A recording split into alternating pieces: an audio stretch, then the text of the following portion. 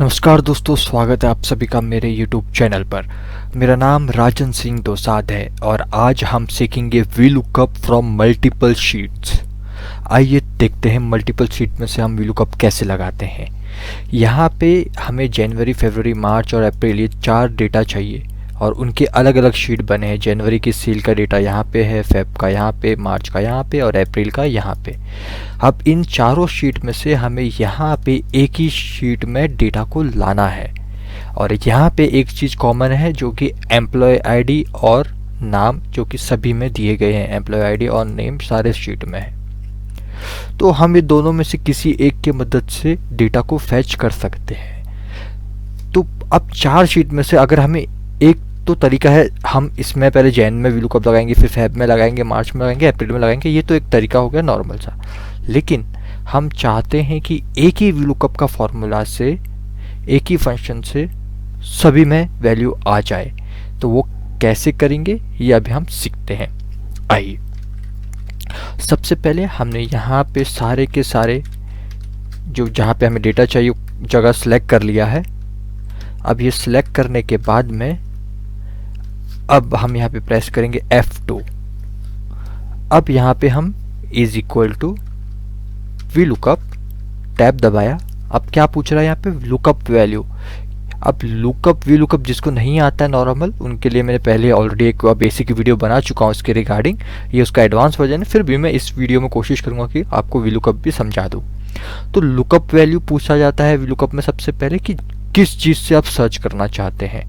तो हम चाहेंगे कि एम्प्लॉय आईडी से सर्च हो जाए, क्योंकि सभी में एम्प्लॉय आईडी कॉमन है। सारे जैन में, फेब में, मार्च में, अप्रैल में एम्प्लॉय आईडी भी अवेलेबल है, नाम भी अवेलेबल है। हम एम्प्लॉय आईडी ले लेते हैं। अब हमने एम्प्लॉय आईडी को सिलेक्ट कर लिया। अब हम क्या चाहते हैं ना कि जब हम डेटा ये ड्रैग होगा ना, राइट की तरफ ड्रैग होगा और नीचे की तरफ भी ड्रैग होगा। तो राइट की तरफ ड्रैग हो तो हम नहीं चाहते कि ये एच का आई हो जाए, क्योंकि कभी भी फॉर्मूला ड्रैग होता है तो उसके साथ में कॉलम भी चेंज हो जाते हैं। तो अभी हम चाहते हैं कि ये एच से आई ना हो जाए जब यहाँ पे राइट की तरफ ड्रैग हो, लेकिन जब नीचे की तरफ ड्रैग हो तो ये H3 से H4 हो जाए।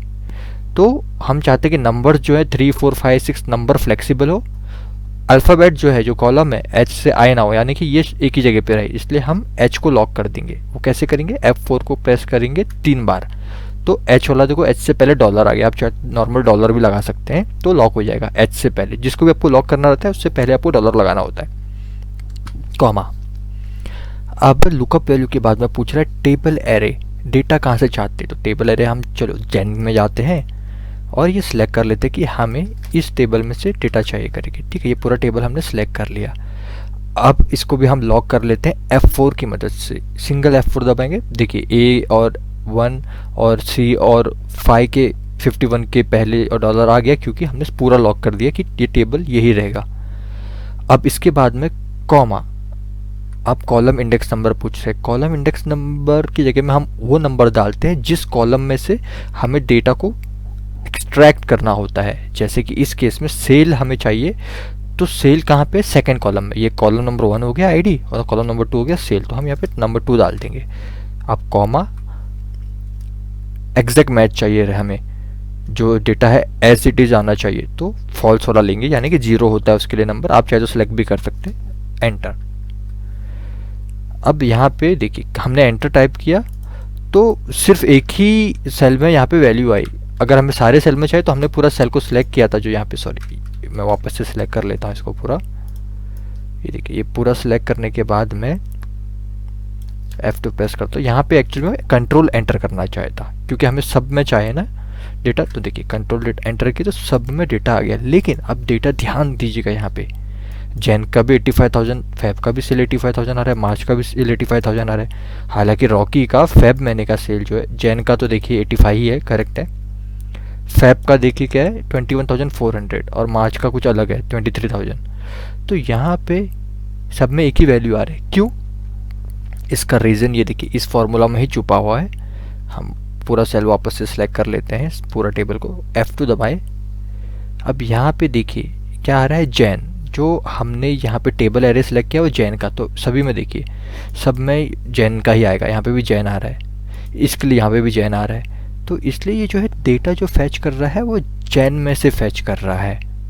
यानी कि जैन शीट से। तो अभी हमें इसे डायनामिक बनाना होगा कि फेब के इसमें जाएगा तो फेब में से डेटा फैच करेगा, मार्च में जाएगा तो मार्च में से डेटा फैच करेगा। तो इसको डायनामिक कैसे बनाते हैं आइए देखते हैं। वापस सेलेक्ट कर लिया मैंने इसको, F2 दबाया, अब यहाँ पे एडिट का बॉक्स खुल गया। हम क्या करेंगे ना, यहाँ पे जो टेबल एरे है वहाँ पे इस जैन को मिटा देंगे, ठीक है, सिर्फ जैन को मिटाएंगे, यानी कि जो ये शीट का नाम है उसको मिटा देंगे।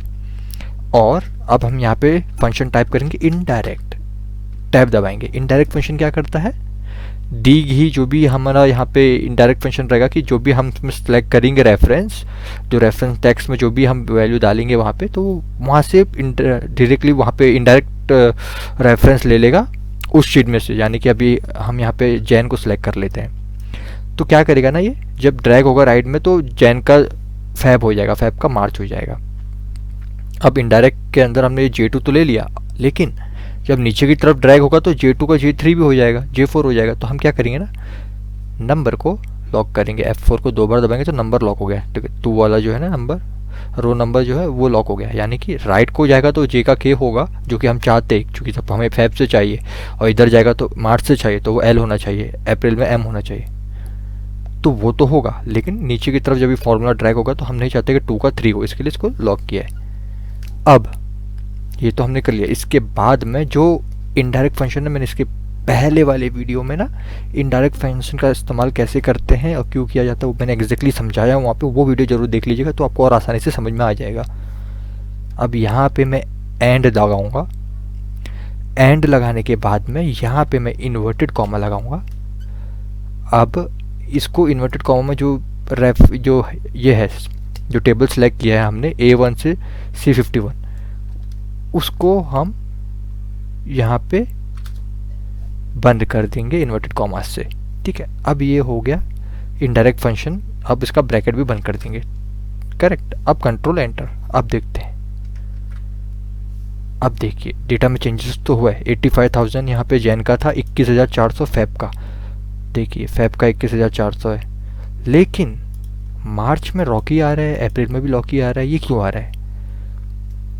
जो डेटा फैच कर रहा है ये कौन से नंबर से कर रहा है? सेकेंड कॉलम से कर रहा है सभी में। देखिए इसमें भी सेकेंड कॉलम से कर रहा है, इसमें भी सेकेंड कॉलम से कर रहा है, और लेकिन मार्च में सेकेंड कॉलम में नेम है, और अप्रैल में भी सेकेंड कॉलम में नेम है, और फेब में सेकेंड कॉलम में सेल है। तो इसीलिए जनवरी और फेब में सेकेंड कॉलम में सेल है तो सेल का डेटा आ गया, लेकिन मार्च और अप्रैल में सेकेंड कॉलम में क्या है? नेम है, तो वो नाम उठा के दे रहा है हमें। तो अब यहाँ पे हमें वापस से फॉर्मूला में थोड़ा फंक्शन में चेंजेस करना पड़ेगा, ठीक है। अब क्या चेंजेस करना पड़ेगा? यहाँ पे F2 दबाया मैंने। अब ये तो सही हो गया हमारा टेबल, तो प्रॉपरली वो जैन में जाके जैन का ले रहा है, फेब में जाके फेब का ले रहा है, ये सही हो गया हमारा कि जैन फेबर का हो रहा है यहाँ पे इनडायरेक्ट की मदद से। लेकिन अब हम चाहते हैं कि ये जो है कॉलम इंडेक्स नंबर ये भी डायनामिक बन जाए, कि ऑटोमेटिकली ये ना नंबर उठा ले यहाँ पे, कि जो भी कॉलम में, जैसे कि सेल अगर थर्ड कॉलम में तो यहाँ पे थर्ड नंबर आ जाए, सेकंड नंबर पे तो सेकंड नंबर आ जाए। इसको डायनामिक चाहते हैं हम। तो इसके लिए हम करेंगे मैच फंक्शन का इस्तेमाल। और मैच फंक्शन का इस्तेमाल कैसे करते हैं मैं आपको एक बता देता हूँ, ऑलरेडी वीडियो बना चुका, फिर भी मैं अभी आपको समझा देता हूँ। अब हम चाहते हैं यहाँ पे देखिए हमें क्या चाहिए? सेल चाहिए। तो यहाँ पे देखिए नाम हमें सेल का चाहिए, यहाँ पे सब में सेल है ऊपर हेडिंग।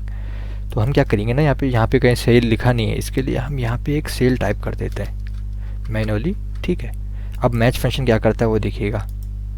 अब मैच फंक्शन क्या करेगा ना, is equal to match, tab दबाया, लुकअप वैल्यू पूछ रहा है। लुकअप वैल्यू हम चाहते हैं कि सेल, इसको F4 से लॉक कर दिया, यानी कि सेल को ढूंढा जाए, कॉमा लुकअप एरे कहाँ पे ढूंढा जाए? ये जैन में जाएंगे हम, और ये सिलेक्ट कर लेंगे लुकअप एरे। और हमेशा याद रखें मैच में या तो एक कॉलम सेलेक्ट होता है या तो एक रो सेलेक्ट होता है, पूरा टेबल कभी भी सिलेक्ट नहीं होता है। इसको भी लॉक कर देंगे, कॉमा एग्जैक्ट मैच चाहिए इसके लिए 0 और एंटर।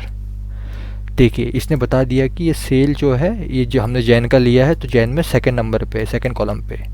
तो देखिए सेल आ गया यहाँ पे, लेकिन फेब में भी सेकंड में, ठीक है। मार्च में कहाँ पे? थर्ड में है। तो इसके लिए हम क्या करेंगे ना, यहाँ पे अब जैसे कि यहाँ पे देखो हेडिंग है ऑलरेडी, तो यहाँ पे हम एक हेडिंग डाल के, ये समझाने के लिए मैं कर रहा हूँ। मेन टेबल में भी हम करेंगे जनवरी, फरवरी, मार्च, अप्रैल। अब अगर हम इस फंक्शन को जो है राइट की तरफ ड्रैग करते तो क्या ये मार्च अप्रैल का सही बताएगा? नहीं, सब में दो ही बता रहा है। वो क्यों बता रहा है? तो क्योंकि इसमें भी देखिए, ओपन करते हैं फंक्शन को, जैन टेबल में से वो सर्च कर रहा है कि जैन के अंदर सेल कौन से नंबर कॉलम में है, तो वो बता रहा है कि 2 नंबर कॉलम में है करके। ये देखिए यहाँ पे भी सेम है, मार्च में भी वो जैन का ही बता रहा है। तो हमें इसे सही करना होगा, इसे डायनामिक बनाना होगा कि ये ऊपर से ऑटोमेटिकली देख ले कि जैन का बताओ यहाँ पे, इसमें फैब का बताओ कि फैब में सेल कहाँ पे है, इसमें मार्च का बताए कि सेल कहाँ पे। तो उसके लिए क्या करेंगे, हम पूरा सेलेक्ट कर लेता हूँ, F2 दबाता हूँ और यहाँ पे जैन को मिटा देंगे हम। और कहाँ इस्तेमाल करेंगे? इनडायरेक्ट। ये इनडायरेक्ट टाइप किया, टैब दबाया, ढूंढना क्या है हमें? जैन से। और इसको हम लॉक करेंगे नंबर को, ओ को रहने देंगे क्योंकि ओ को खुला छोड़ना पड़ेगा। राइट को ड्रैग होगा तो पी होगा ना ओ का, और फिर पी का क्यू होगा, इसके लिए। तो वो चाहते हैं कि ऐसा हो, और नंबर नहीं चेंज होना चाहिए, 3 4 5 ऐसा नहीं होना चाहिए। अब इसके बाद में इनडायरेक्ट में हम एंड का इस्तेमाल करते हैं, इन्वर्टेड कॉमा लगाते हैं, वो लगा दिया, बाकी सब सही है। इसके अंदर इसको इन्वर्टेड कॉमा में बंद कर देंगे जो रेंज है। और अब ये रेंज बंद हो गया इन्वर्टेड कॉमास के अंदर। अब इसके बाद में हम क्या करेंगे? ब्रैकेट बंद इनडायरेक्ट फंक्शन का। अब कंट्रोल एंटर,